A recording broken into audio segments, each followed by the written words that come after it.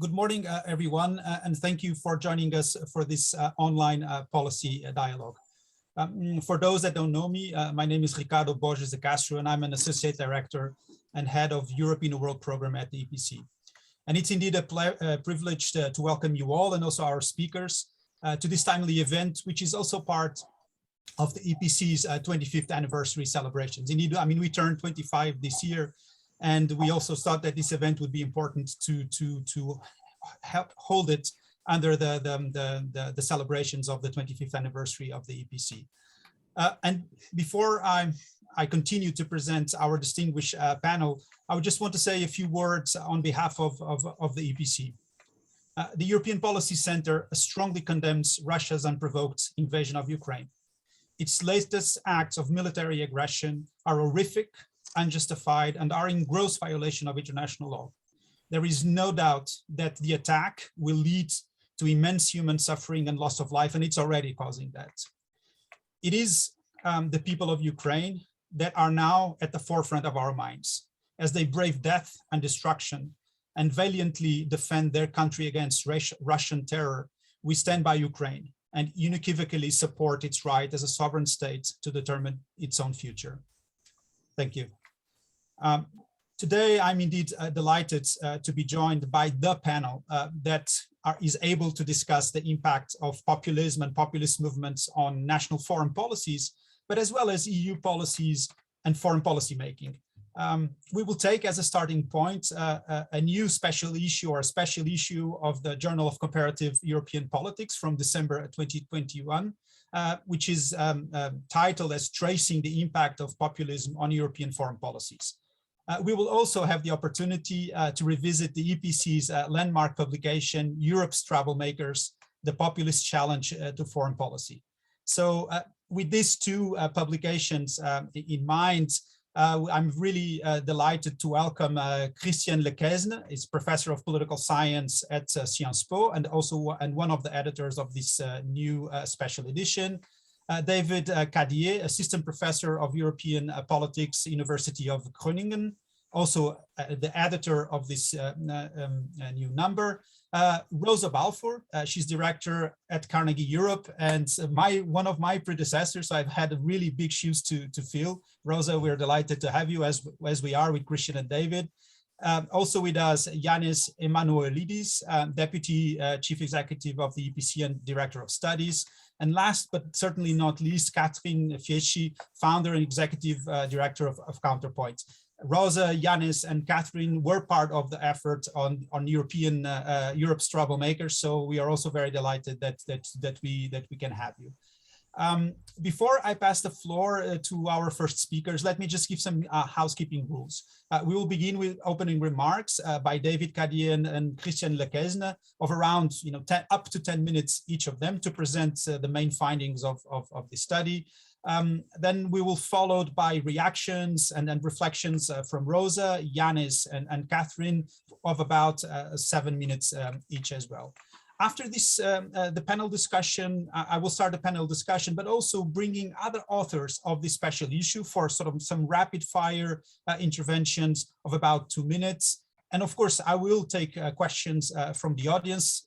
More than 110 of you are joining us this morning. So welcome also to you again. And I do encourage you to start sending your written questions via the Q&A box at the bottom of your screen. I'll ask you to write very brief questions so I can read them at a glance. But also, if you'd like to participate directly, raise your hand and I'll ask my colleagues to bring you into the discussion. Very well. Without further ado, David, you are one of the editors of this special issue. I'm from Austria to Poland. This special edition has analyzed populists in executive power and how they can directly shape domestic politics, but also their country's foreign policy, and I would say European politics more generally. This participation in governments, but their influence in general can have important repercussions on European integration project, on relations among European member states, and with external powers such as Russia and China. Also, of course, on new policy areas such as migration, democratization, international norms, and organizations more generally. So I would ask, David, what are some of your key takeaways from this research? I know that you also have an entry on Poland specifically, but what are your key findings in this new number, and what would be your key message to pass to us now? The floor is yours, David. Thank you. Thank you very much, Ricardo, and thanks to the EPC for organizing this event. And I think, Ricardo, you put it admirably well, right? The question of how populism impacts foreign policy matters at a time where the EU is confronted to a severe geopolitical crisis, and at a time where you have populist governments ruling some of the EU member states, right? And this is a question in the sense that it is somehow puzzling, right? How do actors who base their political message on denouncing, bureaucratic elites and institutions, on denouncing expert knowledge, relate to the state practice that is precisely based generally on this kind of knowledge, actors, elites, and institutions, namely foreign policy.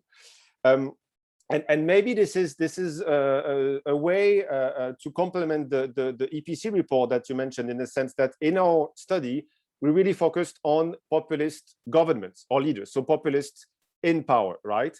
And we tried to analyze whether they actually influence foreign policy outcomes, results, processes, or not, right? Because it's still unclear, right? In a way, if we look at public discourse, populists are presented at the same time as uninformed and revolutionary, as disinterested and reckless about foreign policy.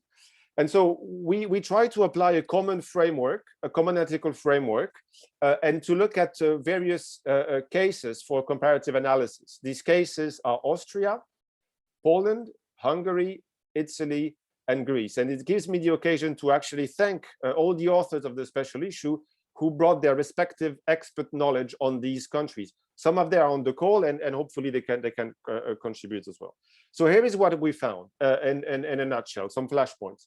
First, there is no populist revolution in foreign policy, right? According to our findings, there is no a major change of direction in their country's foreign policy brought upon by populist actors when they come to power. I mean, this has to do with the fact that obviously other factors determine foreign policy choices, right? Such as geopolitical pressure or institutional architecture, right? And on geopolitical pressure, Russia is a good case. Lately, what we have seen when we had the war is that populist leaders, rather than influencing their country's foreign policy, largely have changed their messages, right?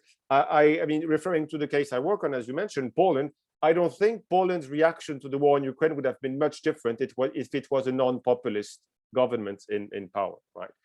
But also, obviously, domestic institutional architecture matter, right? Probably if the country where we found the most elements of change, of impact, is Hungary. Why? Because Viktor Orban has been in power for the longest, has been in power alone, contrary to, let's say, the cases in Austria, Italy, or Greece, when you had coalitions, right? And actually modified the institutions constitutionally and so on.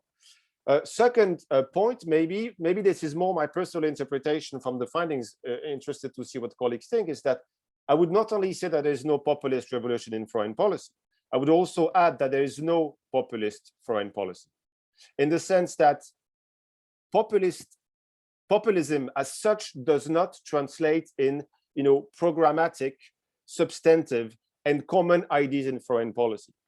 This being said, I don't think we should end the call here, because I think that there is a populist way of doing things in foreign policies, right? There are populist practices. There is a way of speaking and doing things in foreign policy that is linked to what populism is in domestic politics, and that in turn affects foreign policy. I'll say a word myself about a foreign policy discourse in particular, right? And Christian will be able to tell you more about foreign policy making and populist distinctive approach in that sense. So discourse, right? One thing that comes out clearly from the special issue is that what is most distinctive in the foreign policy of populist governments is their discourse and style, the way they act out and the way they speak about foreign policy. Interestingly, in that sense, this is very much convergent with the EPC report from 2016, which I remember already Rosa, Balfour and her colleagues emphasize the role of discourse, right? Why discourse? Well, quite simply because populism is more about not being something than about being something, right?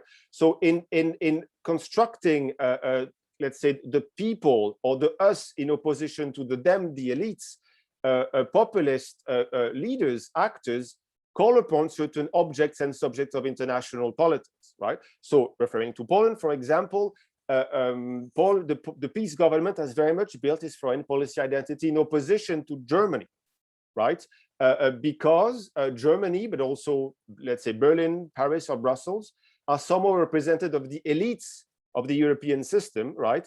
And Poland as the underdog within the system that sees its legitimate demands frustrated, exactly like the people in the domestic political scene in a way. I talked about discourse, but also about style, in the sense that another way to kind of oppose the elites is to do so through a performance, right? Through a way to speak and to act, right? So in a way, they sometimes use public diplomacy or to perform a rupture with the kind of technocratic styles of elites. And so that's why we have these numbers of instances where you have populist leaders who use a strange language or unconventional, disruptive language or information, right?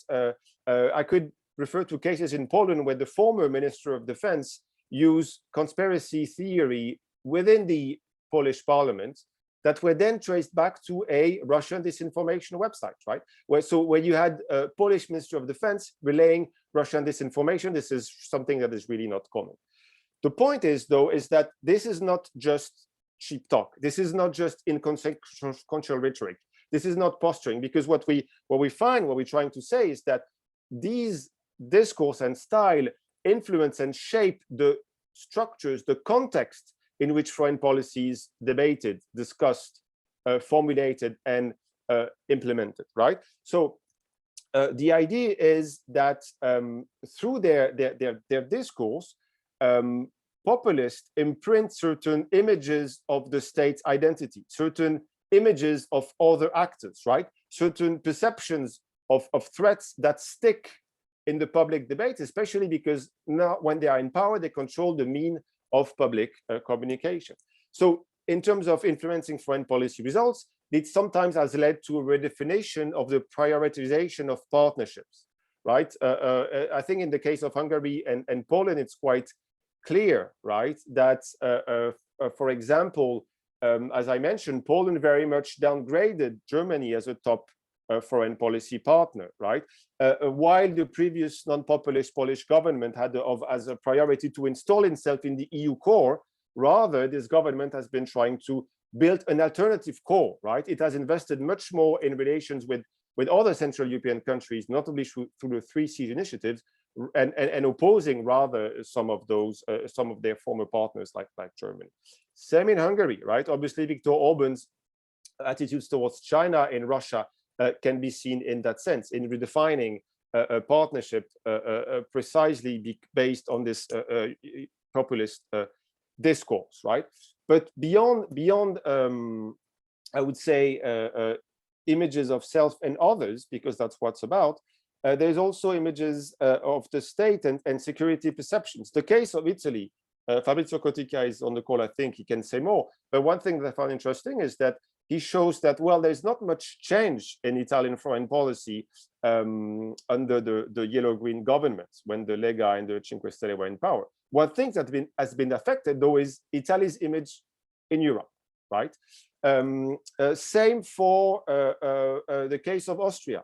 Our colleagues showed that the FPO did not care that much about foreign policy when it was in the coalition government, except on migration. But the way they have talked and framed the issue of migration, the way they have securitized migration, sticks to the extent that even when they were out of government, their former coalition partner still very much handled this migration issue the way they wanted to. And I could finish with this example again about Poland, right? When we had in 2019 the legislative election in Poland, there were a couple of polls about threat perceptions among the Polish population. And it was interesting to see that gender ideology was identified as a major threat by a part of the Polish population. And this was very much peddled by the PiS and some of its affiliates during the campaign as kind of a new threat, just like the refugees were a threat in 2015. So it's more of a, or even there were some PiS actors that were close to reivindicate a Polish Eastern identity to oppose kind of the EU mainstream, which is a break with the return to Europe narrative that had dominated in the region. So to conclude, populism in a way influenced the context of foreign policy through discourse, but also through policy making. And I pass the floor to Christian on these questions. Thank you, David, for that first introduction to the results, and also for telling us that there's been no really much influence, at least when they are in power, on foreign policy. It also might be interesting to discuss the paradox whether populists have more influence when they are in opposition than when they are in power, because in power, they basically are confronted with the responsibilities of executive power. So this might be also an interesting aspect for us to discuss. But Christian, you have embarked on this journey with David. And therefore, I would also like to ask you for, what is your take on the results of the project? What are really the things that have surprised you or not in this research? And you also have a specific entry in the journal on the dilemmas posed to diplomatic careers in the EU when they are faced with the populist governments. So what can you tell us about this? And welcome again, Christian. Well, thank you very much, Ricardo, for organizing so kindly this seminar this morning, and hello to everybody. Yes, I'm going to concentrate more on the impact of populism on the foreign policy making, and especially on the question of diplomatic practice, because I'm working currently on this issue. My starting hypothesis for the reflection was that populist governments have a structural conflict with diplomacy and with diplomats, especially career diplomats, and that they will tempt, when they are at power, to reduce their influence through what I call political capture. But of course, when I went into my empirical study and make some field work, my conclusion is that it is not so easy. It depends of the national context, and in the national context, very much of institutional variable. First of all, maybe a word about the hypothesis of the structural conflict between populist leaders and diplomats. Well, that has been documented in the literature, especially about the Trump experience in the United States. Well, populists consider that diplomacy and diplomats is about, elites, especially political administrative elites, and that those elites, of course, are not representing what they call the pure or the real people, right? Second, in general, populists do not like expertise, right? They prefer discourse, and they prefer emotions to rationality, and precisely they accuse very often the diplomats to be too rational. And finally, if we look at the literature on diplomatic practice, one main element which has been raised in the analysis is that diplomacy is about mediation, is about reducing the separations between world, when populists usually assume disintermediation, right? They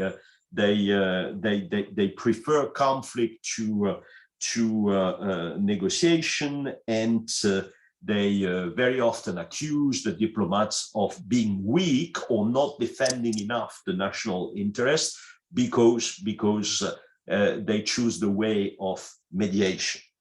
Well, when you when you start with this hypothesis and then you look at the empirical evidence, well, the answer to the question is much more diverse. And I would try to distinguish, and this is what I did in my chapter, the case where political capture of diplomacy has been a success from other cases where it has been a failure.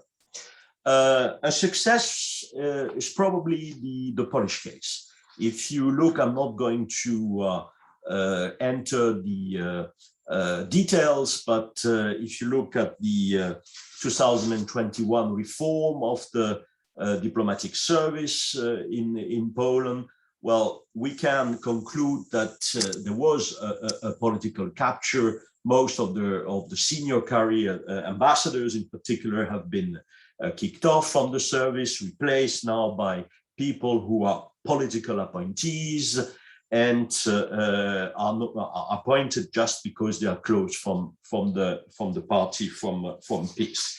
So why a success in Poland? And probably I haven't worked personally on the Hungarian case, but I can imagine that it's rather similar in Hungary. First of all, when you have a diplomatic service which is relatively new, and this is the case in post-communist countries, well, it is easier to go in this direction of the political capture than it is, for instance, in Austria or in Italy, where you have a very old tradition of established diplomatic service. So this is one reason. The second reason is the hegemonic position of one populist party government, and this makes a difference between the case where you have a coalition government, right? It is not the case in Poland. Well, even if PiS is governing with small parties, of course it's a dominant hegemony of the ruling party PiS. It's the same with Fidesz in Hungary, so it makes the things easier. And finally, a lot has to do with the profiles also of the ministers of foreign affairs. In the case of Poland, well, the people who have been appointed to the Ministry of Foreign Affairs as ministers, well, are people very, very close from the hard line sometimes of the party. It has not always been the case. Czaputowicz was less, let's say, representative of this hard line than Rau. But Rau, for instance, who is the current Minister of Foreign Affairs, well, there is no chance that he was able to implement this reform in 2021, because he's a hardliner and is not considering the question of the expertise, etc. He's considering the question of the interest of the ruling party, first of all. And this makes a contrast with the case of Austria and Italy. First of all, in Austria and in Italy, well, because it's a very old foreign service, well, you have sometimes institutional rules, who prevent the political capture. In Austria, for instance, there is a rule which said that you cannot be appointed ambassadors if you haven't, passed the exam of the ministry. What they call, the Austrians use the French words, they say the examen préalable still. This is the 19th century formula. So you cannot appoint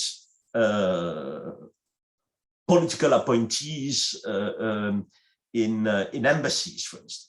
In Italy, it's a different story. It's a question of a very established cooperative tradition of of the career diplomacy, which also prevent diplomatic political culture. When Renzi tried to appoint Calenda as representative to the EU, well, immediately there was a strong pressure coming from the corps of career diplomats at La Farnesina in Rome, and well, he decided to leave the job after 6 months. Second, in the case of Austria and Italy, the ministers you choose because you want to give a good face of the country vis-a-vis the rest of the world are never hardliners, neither sometimes member of the Populist Party. There are people recruited outside the populist parties. And that was the case with Karin Kneißl, even if she was, well, relatively close from FPO in Austria, but she never been a member. And it was even more the case with Enzo Moraveo in Italy, who is, well, a technician, somebody who has nothing to do with La Lega and with Cinque Stelle. So that was a form of protection also of the of diplomacy. And thirdly, when you have coalition, well, at government, well, very often you have conflict and disagreement about the foreign policy issues. It was the case between FPÖ and ÖVP on European issues in Austria. It was the case between La Lega and Cinque Stelle on Russia and China in Italy. So those institutional elements have to be taken into consideration, and they explain at the end that the political capture of diplomacy by populist governments are, well, sometimes possible, sometimes very, very difficult. So again, we cannot just conclude that, well, populists came at power and control the diplomatic apparatus, the diplomatic service like this. It's much more difficult, and they also need diplomats sometimes to give a reasonable face, you know, to the outside world. So they are also using the diplomats not to be considered as too strict or too revolutionary, as David said in their foreign policy. So it's a balanced conclusion when you look at the foreign policy making. And I'm stopping here. Thank you very much, Ricardo, for giving me the floor. Thank you, Christian, and thank you. I mean, really for highlighting so well this idea that bureaucracies and institutional design and rules actually can prevent derive on foreign policy on the foreign policy front. So I think this is really interesting how rules really can limit even those that don't like them or that would rather go for emotion and discourse, as you were saying. All right, thank you for both David and Christian for that. Rosa, I want to turn now to you. I mean, you led the EPC's Europe's Troublemakers, the populist challenge to foreign policy. I mean, what is the evolution that you see since 2016? There are many things have happened since, and I mean, and also in your opinion, are European and national politics intertwined, and therefore, how does populism also affect European politics? The floor is yours, Rosa. Thank you for being with us. Thank you very much, Ricardo, and I really hope my connection stays because it didn't earlier, so I didn't hear all of Christian's comments. But let me just first say that it's fantastic to see new, fresh empirical research coming out. When Catherine, Janis, and others, we all came together to look at this, it was really clear how we needed to have interdisciplinary approach to understand the nature of the challenge, and it was great just to work with people who knew about European politics, political parties, populism, but also foreign policy. We had to look at a whole set of policy issues as well, such as migration or relationship with Russia, etc., to try and figure out what was happening, and multiply this by 28, because in those days the UK was still in the European Union. That's a heavy workload. So it's great that there's more research, and I have to say I'm sort of comforted by the findings, because I think they're pretty much in line with what we had at that time, perhaps more intuitively, the conclusions we had come to. And the conclusions were that ultimately we're not seeing a great impact of populist parties on foreign policy in terms of decisions, but we're seeing much bigger impact in terms of framing the nature of the debate and in terms of influencing mainstream, so parties. So actually, when certain decisions were coming that seemed to be taking a populist turn, it was very often traditional centre-right or centre-left parties making those decisions rather than the populist parties themselves. And I have to say, since we published this, I've been in trepidation about this conclusion. The day after we presented the publication at the EPC, that was the day after the Dutch had voted, I mean, not in large numbers, but the outcome of a referendum to ostracize the deep and comprehensive free trade agreement with Ukraine. Right, so it seemed to be having an impact immediately. This was back in 2016. Of course, as we predicted, the Dutch government did, they fudged the question, and the DCFTA, went ahead. And this was Ukraine, of course. Looking back, it's a tragic irony. And since then, every 6 months, whenever the renewal of sanctions towards Russia came up, you had everybody up in arms wondering whether certain countries would block that, and that never actually happened. So that has been very much the pattern. But I have to say that I've also been watching one country in particular, and that is Hungary.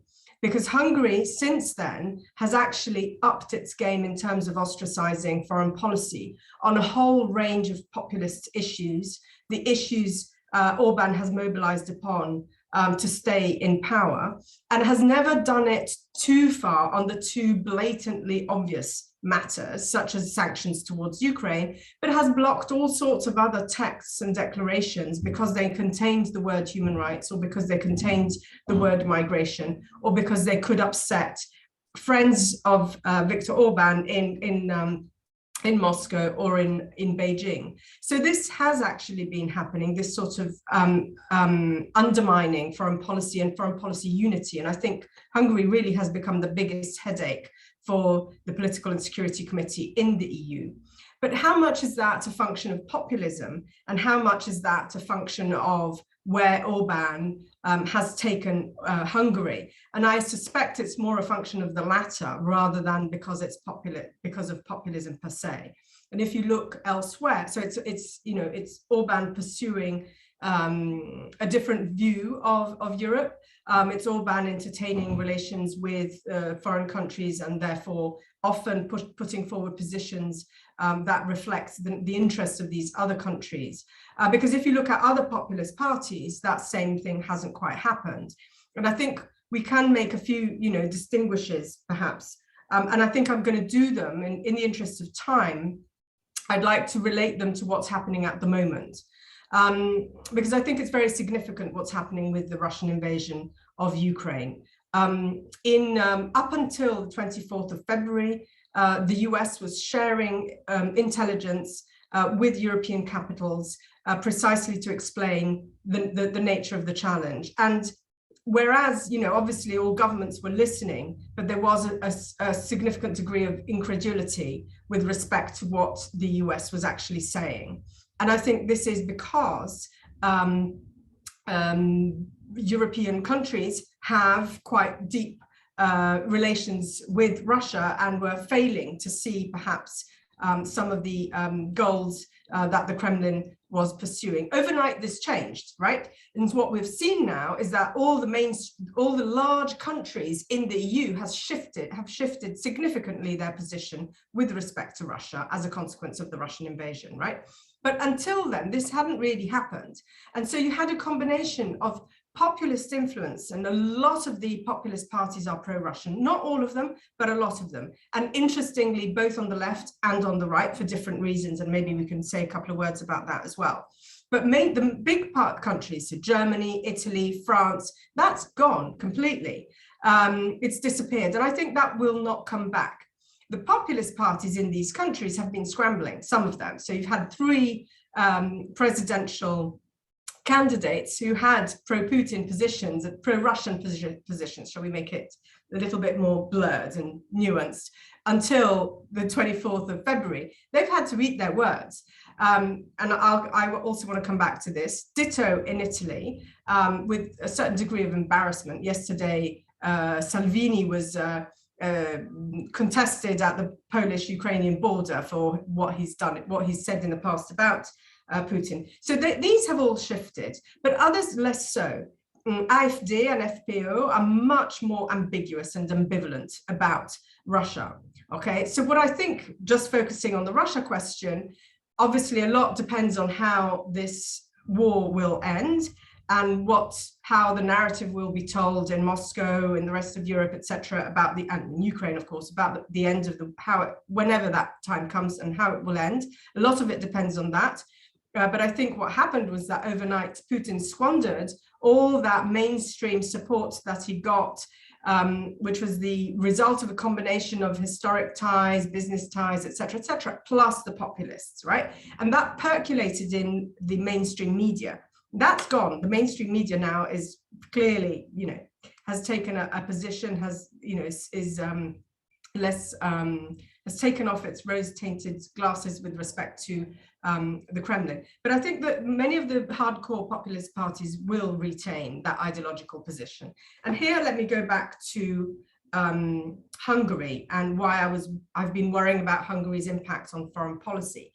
So in Troublemakers, we took on Kasmudder's analysis. Populism is thin as an ideology. And my suspicion is that with some of these parties, there is a stronger ideological dimension than perhaps we had imagined. And that's really what Orban has been peddling.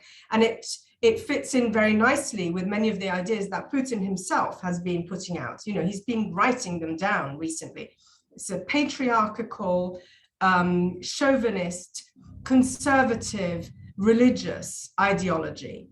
And here, I think there are plenty of ideological pockets across Europe that feel comfortable with this type of approach. I mean, they might belong to a different church, but ultimately they're very conservative. And that's where you see commonalities between peace in Poland, which is very anti-Russian, and the ideology that Putin and Orban espousing. So I think this is something to keep an eye on. Just one final word on how some populist parties change when they move into government. They get socialized into the system. So I think we've seen parties like the League in Italy, they can socialize in and out again, so they can move back to their core values. And we talked about this in the discussions in the preparation for Troublemakers. Whereas I'm seeing, for instance, the Five Star Movement and the parties on the left actually to be a bit more socializable, shall we say, to fit in, a bit more, the practices of that David and Christian have been studying, the structures and institutional constraints of specific countries. I'm thinking Five Star Movement with respect to Venezuela, it actually split. I'm thinking De Linke right now with Russia, they have condemned very strongly Russia, so has Mélenchon, recognizing a mistake. And this, not less so, okay, I'm interested to hear what Catherine has to say on this. But whereas on the far right, less so. So I think also, even if, populist parties are ideologically thin, I think some of them are transmorphing into something perhaps slightly different with a stronger ideological base, whereas others are more socializable. So there are differences. I'll leave it there. I'm happy to talk more later. Thank you very much. Thank you, Rosa, for that overview, and also for bringing so many different aspects, from populism on the right and populism on the left. Also, bringing the discussion to the present moment and this sort of turning point of the 24th of February, and how populist parties themselves have to adapt to this. But I think the other interesting point is this. Mainstream, and when we're talking about Russia, mainstream parties or mainstream politicians have also been supportive in Europe of Russia and Mr. Putin. So in that sense, I think it's a sort of maybe a paradoxical combination, but it indeed was there. But let me go to Janis. Another troublemaker. I wanted to. And Janis, Europe has been experiencing what we have called, the poly crisis, now the perma crisis. Europe is possibly exiting a pandemic that was declared 2 years ago tomorrow. Now there's war in Europe. So, how have, and Rosa has already alluded to some of this, but how have populists fared during this period? And do you think, is the populist movement growing, or is possibly some of these effects will have a backlash and actually will fragment it more? So, what is your take on this past also, 6 years since your report was published, and your reactions to what you heard so far? Thank you. You're muted, Janis. Even after more than 2 years, the same problem happens. So thanks for your questions, and I will try to address them as good as I can.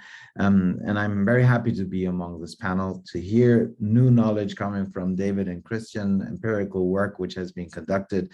And also being with my other two troublemakers from 6 years ago.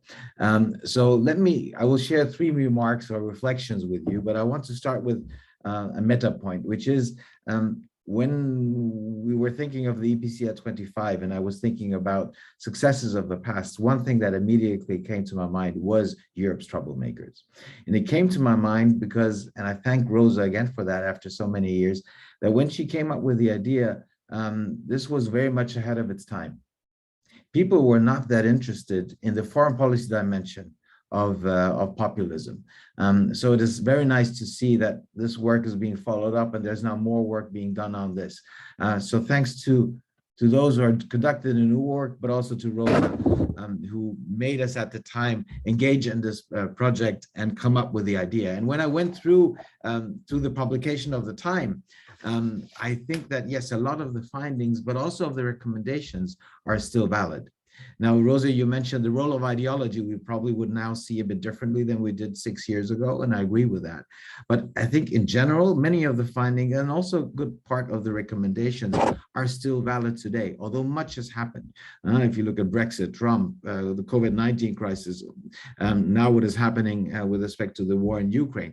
So we need to put things into perspective, and we have the knowledge, but it is still very much valid. So let me get to the 3 reflections. The first reflections relates to when I was asked to join this event, I was reminding myself that a discussion which we had very much also the group at the time was about the nature of foreign policy and the nature of EU foreign policy, and how difficult it is to distinguish between the two. In the report, we write about the perpetual loop of interaction between international and the domestic arena. And we still have this challenge of how do you distinguish between one and the other, and how do one and the other affect each other.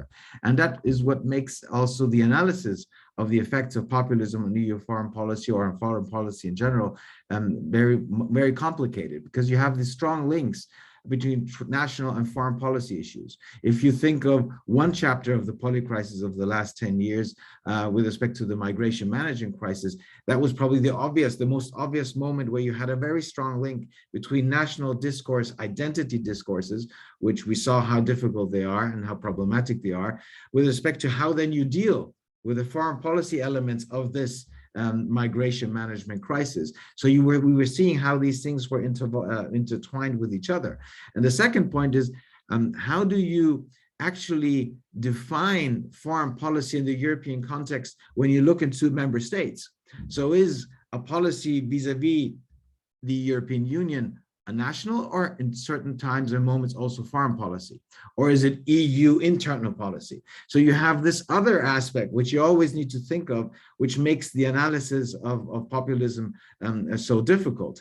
And I think this is something which I think we need to further reflect upon. The second reflections, and that relates to the questions which you posed, Ricardo, is what's the populist impact on EU foreign policy? And also, what are recipes to counter them? And obviously, there is no doubt that there is an input on foreign policy making and EU foreign policy making. But the question for me is, when is their influence strongest? And when are also populists most interested in foreign policy issues? And I think there are two things which come to my mind. One is if the issue is a dividing issue, or when the issue has the potential of dividing societies and the electorate. So if people, and as we know, populists prosper under the conditions of us versus them. And I think it is the moments in which you have divisions within society, so you have a polarization of within society, but also, and I would add to that, the fragmentation between EU member states. When you have these two elements of us versus them, within the national context and the EU context, this is when they are most interested in it, and when they can also potentially profit most from a populist, from an issue when they pick it up as populist, and then the way how populists pick it up. And the second is, if it is an issue where you can easily discredit the political establishment, where you can blame the old establishment, again, in the us versus them logic. I think these two factors, the division within societies and between member states, and the ability to discredit the political establishment. The stronger these issues are, these elements are, the stronger populists will try to use it. If you look into the recipes, which we at the time in the troublemakers publication came forward, I said that most of these the structural recipes are still correct and are also included in our recommendations. We need to counter polarization within our society. We also need to counter fragmentation between member states. And we also need a self-critical and enlightened political establishment, which is then ready to also take up some of the criticism which is coming from populism, which often is also valid. So you need the establishment to be ready to do something about it. And if you look into the concrete recommendation at the time, we were saying that we shouldn't outpopulist the populists. This is still valid. At certain times, I think we've learned the lesson of what that means, but not always. Another thing we said is we need new forms of engagement with citizens. I think this is something which you can see in member states, but also at the European level. Look at the Conference on the Future of Europe, how we're trying to engage with citizens, also to counter populism. The need to be critical and challenge the European Union is something we said at the time. We're doing that. So you see that there is a lot of things which have been happening, I think. However, one thing we didn't do is, and I quote from the report at the time, to make sure that international issues are brought into the public debate. On that, we have failed. Now, obviously, because of the crisis we're now witnessing in Ukraine and the new era which we have entered, we have a strong debate about that. But we should have had that already earlier. And that, I think, is one of the mistakes which we have done in the past. And as a general reminder, it also comes from the troublemakers report from the time. It's impossible to devise a blueprint for action, we said at the time. And that still is correct. You need to look at each and every member state individually. So what you did, David, Christian, by looking into individual cases also helps us to come up with what you do in these countries, because there is no general recipe. And the third and final reflection, I know I'm speaking too long, which relates to how successful populists have been. And I think that if you look into the latest chapters of the polycrisis, or the permacrisis, as Ricardo, together with Fabian Zulik and me, are now coining it. If you look into over the past 6 years, biggest cases, Brexit and the COVID-19 crisis, I'll take these two. You will see that they have not been successful populists when it comes to Brexit. The Nexit, Dexit, Frexit, Italexit, any kind of populism moving in this direction, at the end of the day, haven't really profited from it. And why is this the case? It's because we have been, as an EU, united in our position on Brexit, and that we have sticked to, we were quick in our reaction and we were firm in our reaction. We have stick to our position.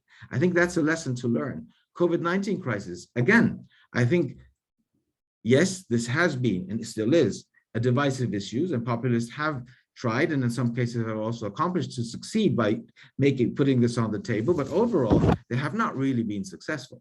And again, it's because we have been united and we have been effective in our response. We haven't been perfect, but we have been united and effective. And so the recipe for success of dealing with the consequences of crisis and with populists, I think, is exactly that. Imagine if you would not have next generation review, if we have not had a joint acquisition of vaccines, populists would have used that in order to strengthen their argument at home. So I think these are lessons to be learned from that. And by the way, also the role of the state, which in the COVID-19 crisis has become stronger, which is makes it also difficult for populist parties, even those in power, to use it and to exploit it. And now Putin's war of aggression in Ukraine, and I'll finish with that. Up till now, we have been united. We've been rather divisive. We've been faster than we've been in previous crises, but there is much more we need to do. And we need to continue on the path which we have engaged in. And we are already seeing that it's becoming increasingly difficult at the EU 27 level. But if we do not, if we are disunited, if we're not effective in our response and not firm in our response, I am sure that populists will try to exploit the crisis as it is happening and will develop for their sake. Yes, we see that the Salvinis, Marine Le Pen's, are struggling. But we also see that some of the populists are not positioning themselves firmly because they believe that as the situation develops, they can in future potentially profit from their perspective. If the costs of sanctions, if the cost of countermeasures become more evident, and that they will use elements of green populism, energy prices populism, whatever I can think of other elements of populism. So we should not now think that because they are now struggling in the current situation that they might not profit from it. And we see it also with some in government who potentially could profit if you look into Poland. So I think we need to be very careful when we make judgments about what populists can do and cannot achieve in the Ukraine crisis context in the future. And I think there are lessons we need to learn from the successful cases where we have been able to undermine their ability to profit from certain developments at the European Union level. Sorry for taking longer, Ricardo. It's okay. Thank you, Janis, for bringing so many other elements, I think, to the conversation, to the discussion. I think we are gradually building a new set of issues and questions for a new edition of a journal edition on populism and foreign policy. But before we do that, I want to last but not least call in Catherine. You were also part of the Troublemakers publication, and your work has been very much on the intersection of populism and forms of mobilization, but also political risk and what does that mean for global politics and markets. And you've done also futures and foresight work. I mean, of course, I want you to react to what you've heard so far, but I mean, if you were to then to pick up also your crystal ball, how do you see sort of the populist movement or populists in Europe sort of in going forward? Catherine, you have the floor. Thank you very much, and thank you very much for including me. It's great to revisit this, and it's true that we exercised quite a lot of foresight, sort of almost unbeknownst to ourselves when we first put this publication together. Thanks to you, Rosa and Janis, and in fact, when we wrote, all hell was about to break loose in some ways. It was pre-Trump, it was pre-Brexit. So populism, became, even more into our focus at that point. So what happens when you're kind of at the end of a discussion is that you want to react to everything that everyone says, which I will resist the temptation to do, but some of this was in my original plan anyway. And one is that I think that Cas Muda and I have had this debate for a long time because I've always defended the fact that populism was an ideology and he always went against it. And I think that one of the reasons why it's tempting, to see populism as not an ideology is because what populism lacks is a doctrine. right? And I think for a long time, we confused the fact that because it wasn't doctrinaire, it didn't have an ideology. And I think this is quite a fundamental difference in that the preferences are there, the values are there, the rhetorical appeals are there, but obviously, you know, the documents, the great writings, and, you know, and the doctrine isn't there. So I think, you know, that's one of the things that we are re-examining now. In light of current events and in light of the developments that have taken place over the last 6 years. And the second point, I think, you know, which is important and I think, you know, has a lot of bearing on the crisis, the crisis that is happening now, is the fact that I think, you know, Hungary stands out, and we're tempted to draw conclusions from Hungary, you know, and make the comparison with Poland. And I don't think that the difference between the Hungarian case and the Polish case should really drive us to say something about populism, but it should drive us to say something about what the relationship, if any, there is between populism, which is Poland, and authoritarianism. I think we're dealing with a fundamentally different kind of regime. It's not a totalitarian regime, but actually it is an authoritarian regime where dissent actually costs you much more than it would in a populist-led nation or government. So I think it's important to do that because. And I'll come back to this because I think we need to think about that continuum between populism, authoritarianism, and totalitarianism, which is something that, you know, in very many ways, as populist scholars, you know, we've tended to we've had a tendency in one way or another to make populism quite benign because it's neither of these other two things. But actually the continuum between them, you know, and I want to go back to this in terms of foresight in a minute, is actually really very important. And I think the current crisis and the crises that we're about to continue to witness should tell us more about that. I just want to make a couple of quick points in reaction to some of the findings in the chapters in the issue of comparative European politics. One thing that I think is really interesting is I agree. You know, was there a populist foreign policy revolution? No.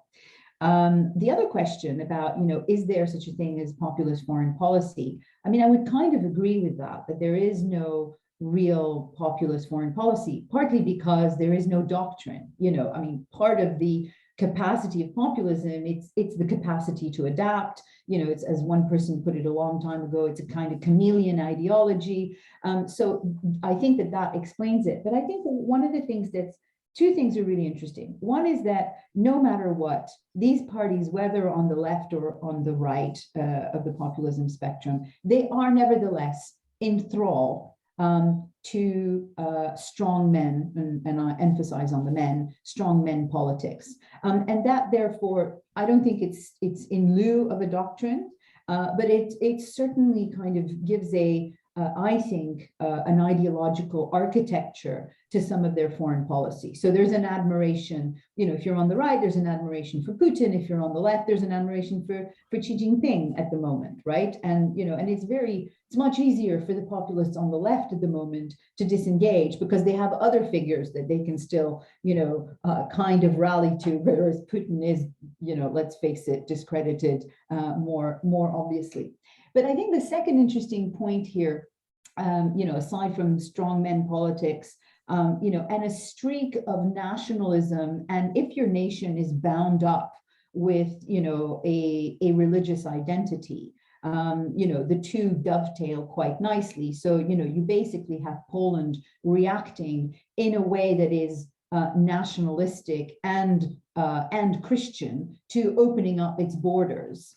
You know, to Ukrainian refugees, and to some extent, you know, Orban does the same. So the nationalism, strongman politics, I still think, you know, they do guide the foreign policy, perhaps more than we let on. But I think the more important point about, is there such a thing as populist foreign policy, is that to some extent you could ask whether there is such a thing as democratic foreign policy, as Republican foreign policy, you know, as les républicains foreign policy. I mean, my sense is that possibly one of the greatest contributions of the populists to foreign policy analysis and to foreign policy in general is that they have blown to bits, the idea that any party could have a particularly consistent foreign policy line. So, you find a part, it's a question of style, right? And, of course, Trump and Obama are very different political styles, but, frankly, I mean, their foreign policy isn't that fundamentally different, certainly not with respect to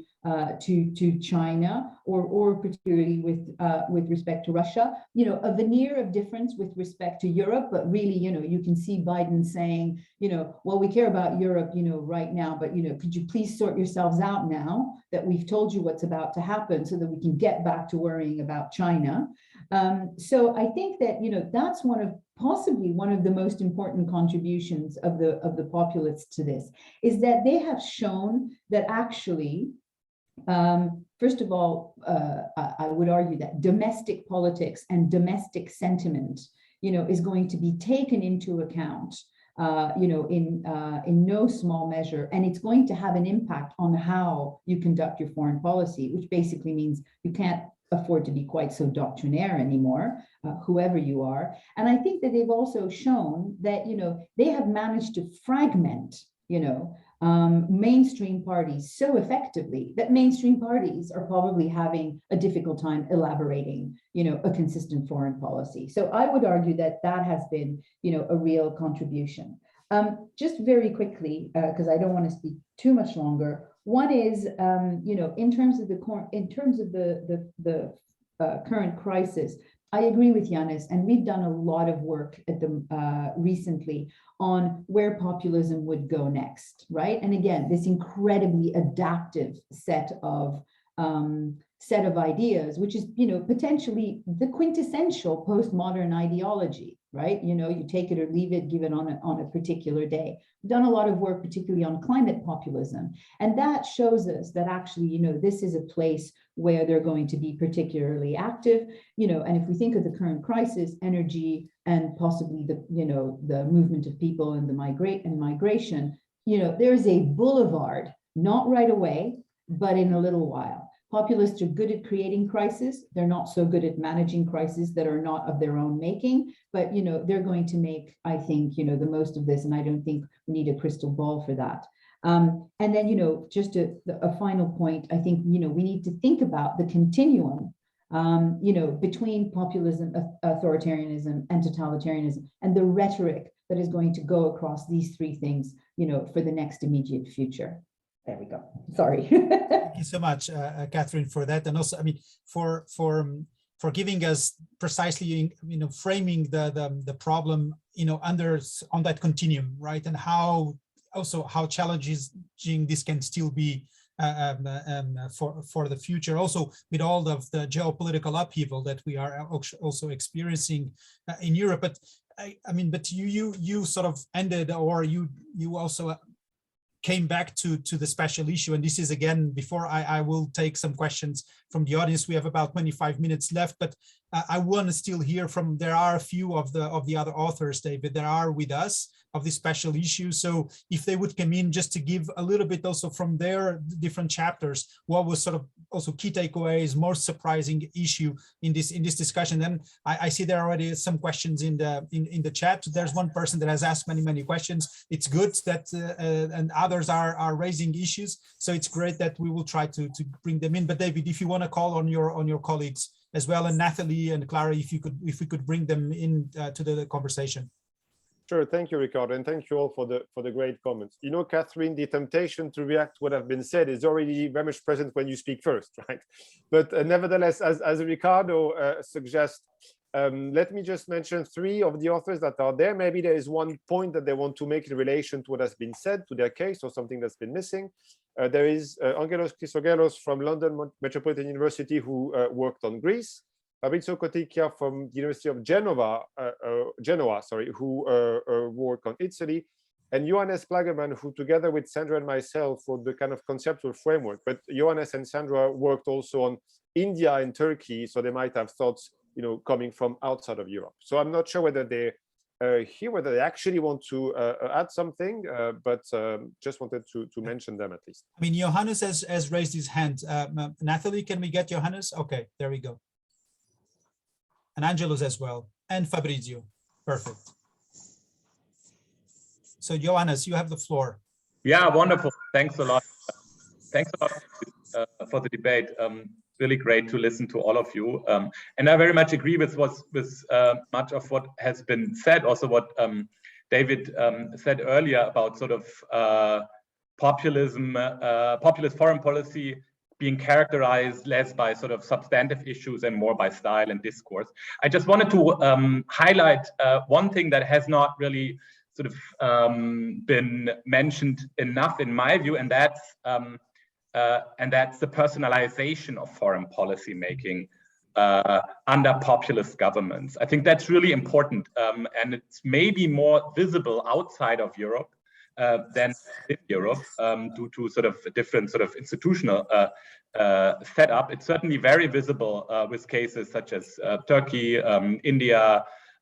We looked at Venezuela, the Philippines, sort of various cases. And so my point really is personalization may have different consequences. Obviously, some of them sort of fundamental. Catherine Fieschi mentioned autocratization, also sort of strongman politics. And all of this sort of is related to this populist idea of the populist leader as an embodiment of the people, and thereby also sort of the chief conductor of foreign policy, without having necessarily to resort to sort of institutional mechanisms, diplomats, foreign ministries, and so on. But personalization may also have a certain shallowness attached to it, I think. And I just wanted to illustrate this with one example that came to my mind during the discussion. I recall in 2019 and 2020, India's Prime Minister Modi, certainly a populist sort of a populist leader, he visited the US, and then Trump then returned, made a return visit to India. It was a sort of the howdy Modi visit in the US with thousands of people attending, and then the Namaste Trump visit in India with allegedly 100,000 people in a big stadium, and actually one of the first sort of super spreader events of the coronavirus in India. And there was much publicity around it. It certainly sort of illustrates the personalization of foreign policy making under populist leaders. But then when you looked at the actual substance, the bilateral matters that were on the table that really needed discussion, trade issues, important trade issues, migration between the two countries, a key issue for Indian foreign policy. None of this was even close to getting resolved. Both issues actually became more contested, but that didn't matter much in the public debate. And that's a kind of shallowness that one can also observe at times when looking at populist leaders dealing with one another. So personalization has important consequences, amongst others also sort of possibly the ideologization of foreign policy by driving out sort of establishment figures, fringe figures, or radicals may sort of become more important in that close circle of advisors. But it can also, but it does not necessarily lead to a populist international, a populist alliance across the globe. And we've seen, and you've mentioned elements of this with regard to Europe also. Thanks a lot. Thank you, Hannes. Thank you very much for that, for your intervention. Angelos.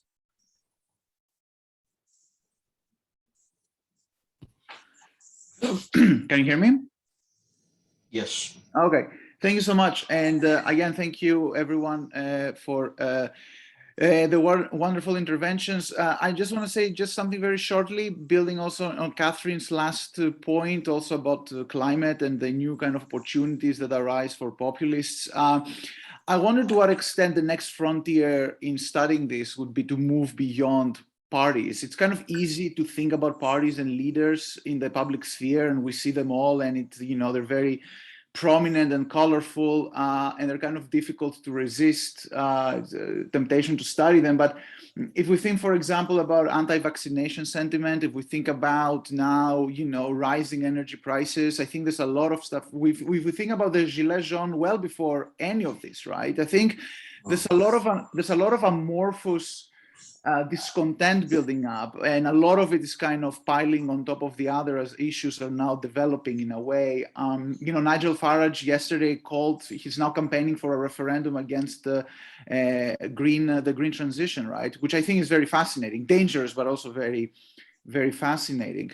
So I think we also have to be a bit more kind of ready to engage in stuff and spaces that we're not really used to engaging with, I mean, we may have to be spending a lot of time in strange corners of Facebook groups and just things that people are saying over there.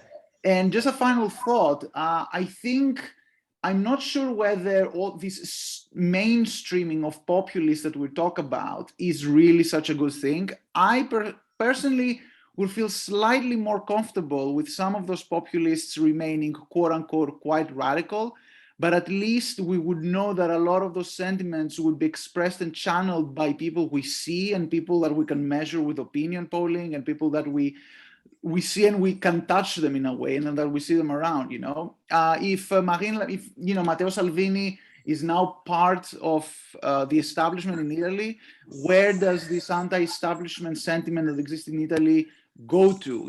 How do we trace it? Where do we see it? Same with Marine Le Pen in France. If she's not anymore the anti-Russian as before, where does the pro-Russian? Where does the pro-Russian sentiment in France get channeled to? So I think the next frontier is to actually throw ourselves into a pond that we may not be all that difficult swimming in terms of research, but we may have to do it. Thank you. Thank you, Angelos, for pointing us some of the future direction of this study and what we might need to be looking at. Fabrizio, please, you have the word. Do you hear me? Yes, we can hear you. Thank you so much for the kind invitation. And also, once again, thanks, Christian and David, for being involved me in the special issue. A few words on the case of Italy and on what Angelos said on future paths of research, apart from the full by Salvini yesterday in Poland, which is quite interesting regarding its international role and attracted huge attention here in Italy. The case of Italy was extremely interesting because clearly there's nothing new. Populism in Italy, do you think about Berlusconi and others, but was a very relevant case because the yellow-green government obtained, the two main parties, populist parties obtained more than 50% of the seats, so something very remarkable. And for several authors, is the government was a full populist executive without mainstream parties. So something new in that sense. And in my paper, in my research, I examine something really stressed today, so the role of personalization, centralization, mainly symbolic change rather than actual change. So at the end of the day, the level of change, also using the literature on foreign policy change by Herman and others, was very, very limited. And an interesting aspect for this discussion could be the role of constraints, the role of domestic institutional constraints, and the role of international constraints for a middle power. So the space for change in a country as Italy, due to these constraints at domestic and international level, was extremely limited, thinking about the European Union regarding budget, regarding finance. So we had symbolic, harsh, in a sense, interventions by the leaders, but no more. Think about the case of sanctions. Both the Fieschi movement and Northern League were strongly against the EU sanctions, but at the end of the day, posing veto within the European context was a huge move, and so they avoided. Thinking about the role of alliances within NATO, the Fieschi movement was pacifist at that time. However, they voted all the missions and support all the military procurement. So huge international constraints, but also domestic constraints. The role of the President of the Republic that deeply pushed the structure of the government. So the government was based by Fieschi movement and on the League, but also by the President. Indeed, a couple of ministers were selected directly by the president in continuity with the traditional Italian foreign policy, especially in the EU, and also Christian had some interviews in Italy, and the reaction by the Italian diplomacy and foreign policy bureaucracy was extremely harsh. So there is no space for change, which is, I'm absolutely a pro-EU person, but was in a sense a bit scary in that sense, to have this approach. There is no space for change. So I think that examining constraints could be an interesting aspect, also focus on the role of bureaucracies and foreign policy diplomacy, and also the role of institutions.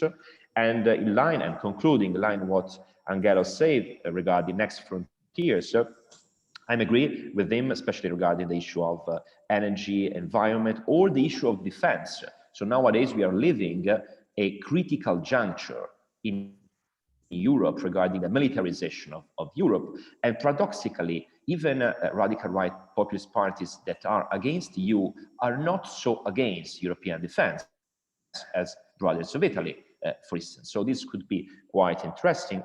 At the same time, I think there is a space for connecting the literature on populism and foreign policy with the broader literature on coalition foreign policy. So when we have coalition governments in FPA, so in this case, still focusing on parties, contrary to what Angelo said, but I agree on his general perspective. So I stop here, and thank you so much. Thank you, Fabrizio, as well, and thank you for putting a spotlight on Italy and I mean other issues that could be potentially, the areas of further research.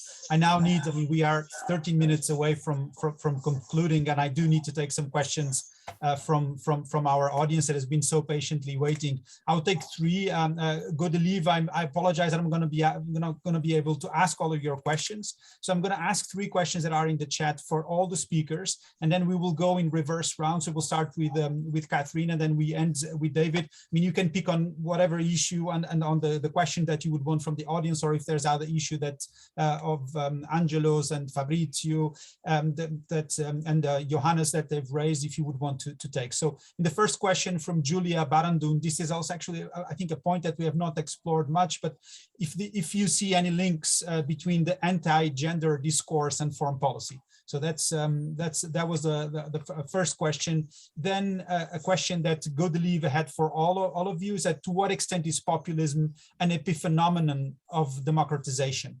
Harking back to major literature on resentment as the inevitable product of further democratization, may it then not be better to not polarize the reflection into populists versus others, but dig deeper into democratic access?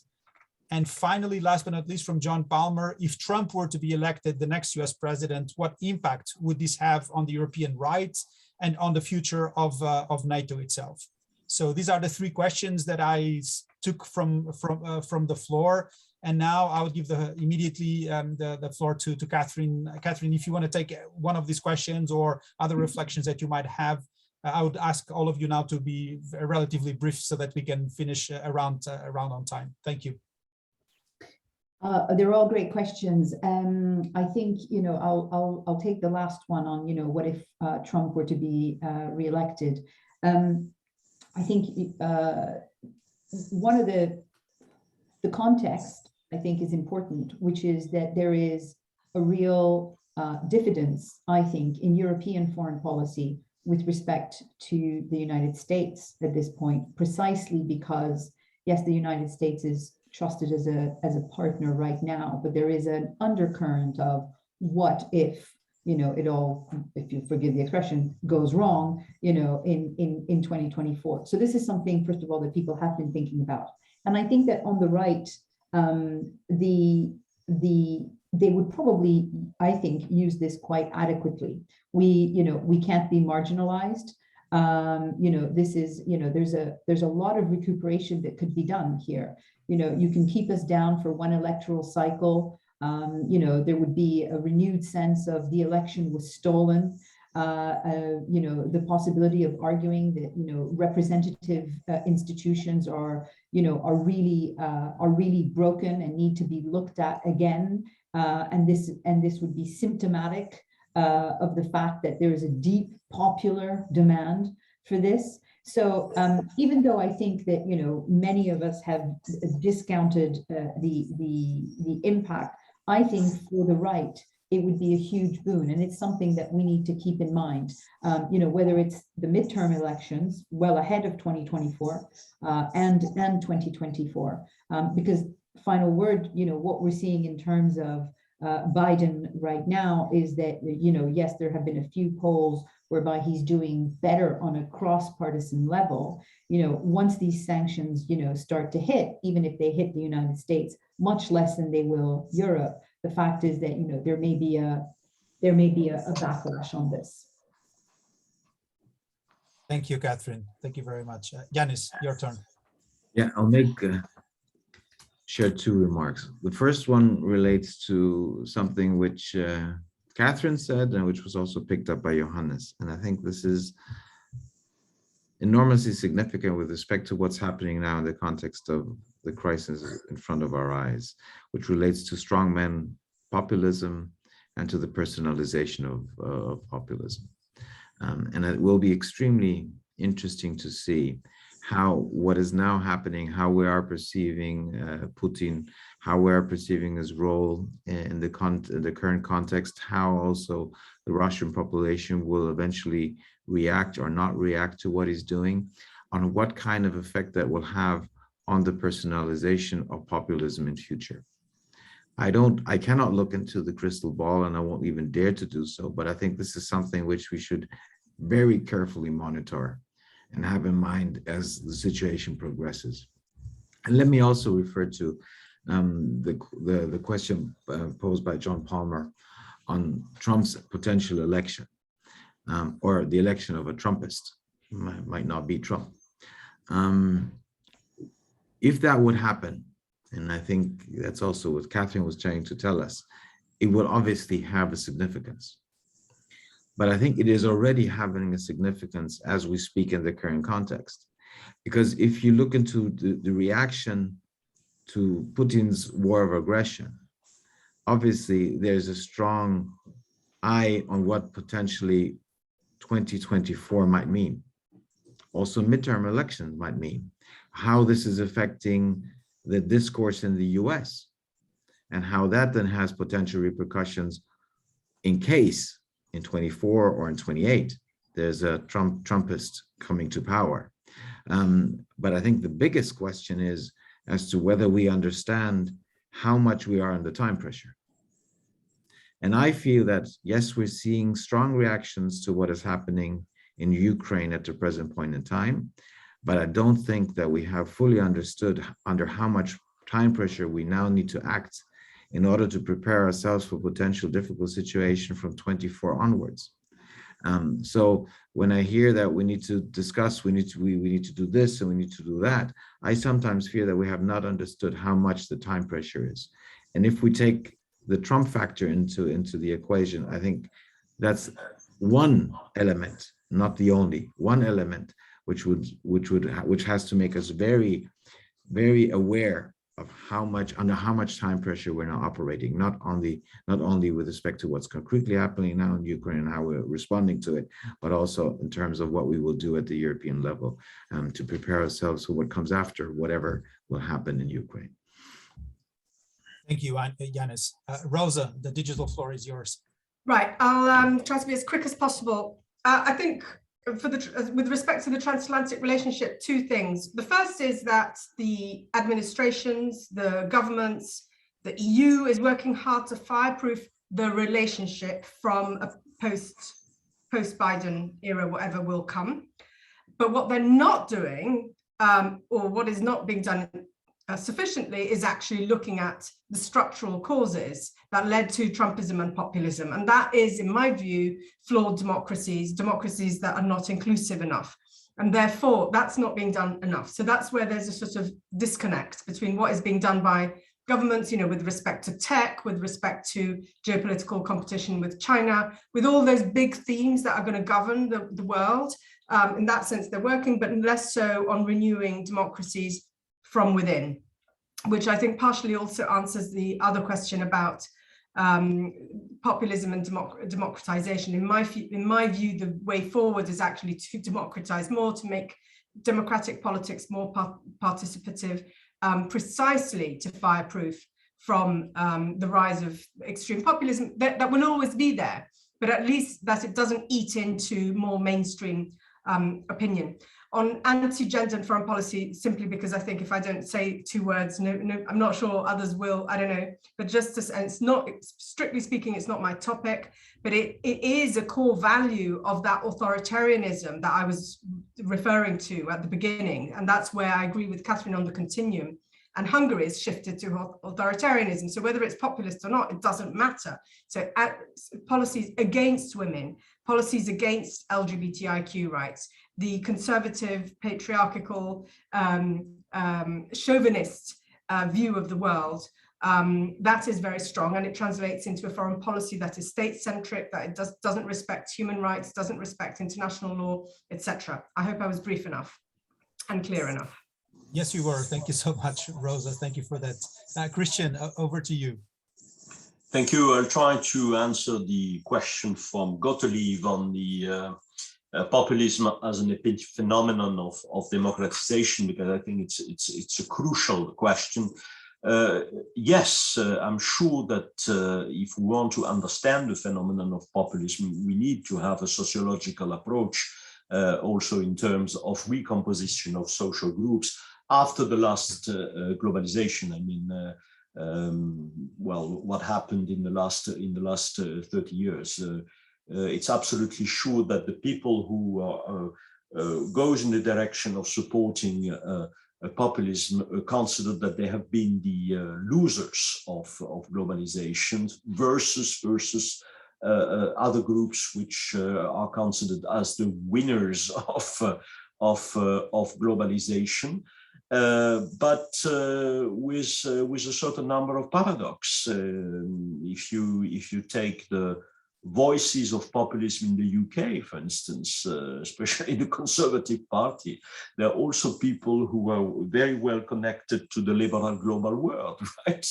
People like Johnson, people like Rees-Mogg, etc., etc. So, but this is the instrumentalization of populism for politics, which is something different, right? To win the election. But at the end, it's not in contradiction with what I said. If you take especially the success of the Conservative Party in the north of the UK, north of England, in the last parliamentary election. So, but definitely, it's perceived also as a social revolution. By a certain number of people, both in terms of economic position and in terms of defending values. We are not those who are going to support the values of the liberal global world. We have the right values, right? And this is exactly what Orban, what the Peace are saying in their discourse. I stop here, but it's a fundamental question. Thank you, Christian. And David, I turn now to you. You have the final word, but I hope it's not the last word that we will have on this. I hope that we can continue discussing this topic so timely, so important. David, your reflections, your answers to some of these issues that were raised. Thank you. Thank you, Ricardo. And yeah, a lot of great questions and points. We could continue for hours. Maybe I'll pick up the first question, not to contradict Rosa, but I think on the gender issue, because I also think it's quite interesting and important. What I can say based on the case of Poland is that, contrary to, as Rosa mentioned, Hungary, who has been not hesitating to veto several resolutions in the EU on human rights, on China, and so on, the resolutions where the peace government has been ready to actually also oppose vetoes, beyond obviously the rule of law mechanisms, is on gender-related matters. So there was a resolution on making gender equality a goal of EU foreign policy. There was also a text on artificial intelligence, and in both cases, the peace governments took issue with the very notion of gender equality. Why? I'm not sure it's necessarily linked to populism as such, I mean, maybe, but I also see it mainly linked to the other isms that are composing the kind of software of the peace government, namely nativism, conservatism, authoritarianism, I mean, all the other isms we mentioned. When you hear some of the ministers, including of all people, the education minister, right, who identified a kind of a protest in favor of abortions and so on as, you know, neo-Marxists that have the same roots as Bolshevik communism and National Socialism in Germany, right? That's how far they go. So that's my point about the fact that populism might not have an impact as an ideology, but doesn't mean that populist governments do not have other ideas that do have an impact on foreign policy. And this is more an analytical point than a policy. Linked to that very final word, linking back to what we said on Russia, I think this is crucial, and I agree with what has been said in terms of anticipating. We shouldn't take everything for granted. One note, though, I actually don't think that it's necessarily, again, linked to some kind of ideology, because on the far left, Mélenchon, for example, has a certain discourse on Russia more based on pacifism and anti-Americanism, right? While for some of the right, it's more indeed lead to nativism and nationalism and so on. But I think the positioning of populist parties on Russia is about being anti-mainstream. And I actually disagree that the European mainstream was not pro-Russian. I mean, when you read Politico, The Economist, Le Monde, and Financial Times, there have been the same discourse on Russia for the last 10 years, right? And on the contrary, when you look at the public opinion polls for right or wrong reasons, at their position on Russia, there was a discrepancy between, let's say, what mainstream media and think tanks would be saying about Russia and what the public opinions were thinking about Russia, including in Central Europe. I mean, look at the polls in Hungary or Slovakia or the Czech Republic on Russia, is rather counterintuitive. But this was before the 24th of February 2022, because the gap now has closed. There's been rightfully a public outcry across Europe on the war. And so populists had to shift precisely because public opinion was shifting on this topic. But again, a lot of further, I think, things to analyze. And thanks to everyone and to EPC for giving us the space to start doing so.